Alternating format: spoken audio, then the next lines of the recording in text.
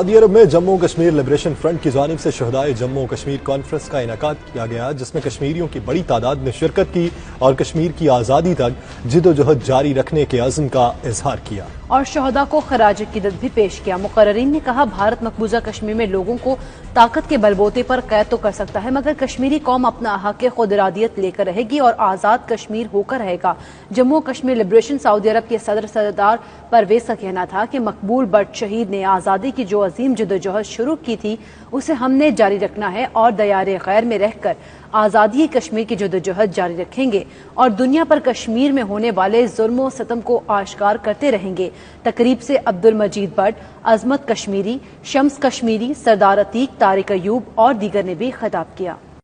سعودی عرب میں corona virus سے بچاؤ کے لیے تمام تعلیمی ادارے بند کر دیے گئے۔ 9 مارچ سے فیصلے پر عمل درآمد آج سے ہوگا۔ سعودی وزارت تعلیم نے محکمہ صحت کے حکام کی سفارش پر احتیاطی تدبیر کے طور پر تمام سرکاری اور نجی اسکولز، یونیورسٹیز اور تکنیکی اداروں کو غیر معینہ مدت کے لیے بند کرنے کا اعلان کیا ہے۔ وزارت تعلیم نے اپنے ٹویٹر اکاؤنٹ پر اس حوالے سے بیان جاری کیا کہ جبکہ وزیر تعلیم نے ہدایت جاری کی کہ تعلیم کی معطلی کے درمیان فاصلاتی تعلیم اور فرضی اسکولوں کو مؤثر کیا جائے تاکہ تعلیمی عمل اور معیاری طریقے سے وہ جاری رہے۔ دریں اثنا ریاض اور مدینہ منورہ کے شہری انتظامیہ نے کورونا وائرس سے بچاؤ اور صحت عامہ کی خاطر نئے احتیاطی تدابیر